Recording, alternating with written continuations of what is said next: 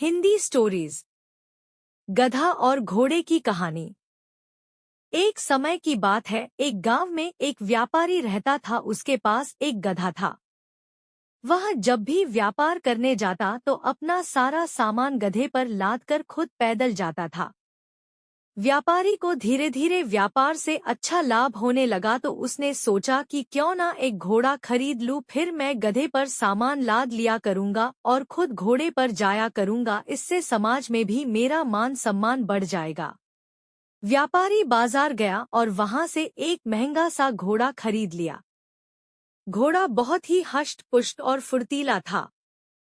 व्यापारी ने घोड़े के को बांधने के लिए एक अस्तबल बनवाया और उसी में गधे को भी बांध दिया करता था। वह घोड़े को अच्छा खाना देता और गधे को बचा खुचा खाना देता था, जिससे गधा बहुत कमजोर हो गया था। व्यापारी जब भी व्यापार करने जाता तो गधे पर अपना सामान रख लेता और खुद घोड़े पर बैठकर जाता था। एक बार व्यापारी व्यापार करके लौट रहा था। लौटते समय रास्ते में नदी पड़ती थी और रास्ता बहुत उबड़-खाबड़ और पथरीला था। सामान का बोझ अधिक होने के कारण गधे से चला नहीं जा रहा था और उसे लग रहा था शायद यह उसके जीवन का आखिरी सफर है।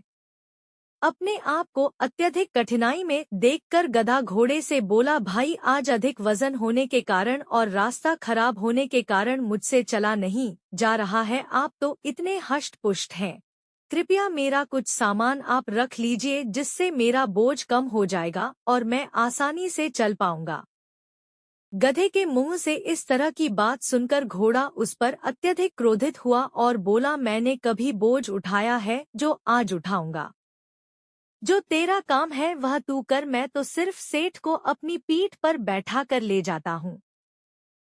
घोड़े की बात सुनकर गधे को अत्यधिक निराशा हुई और वह जैसे तैसे रास्ते पर आगे बढ़ने लगा। तभी एक गड्ढे में उसका पैर फंस जाने के कारण गधे की टांग टूट गई और सारा सामान जमीन पर गिर गया। गधे से अब उठा भी नहीं जा रहा था।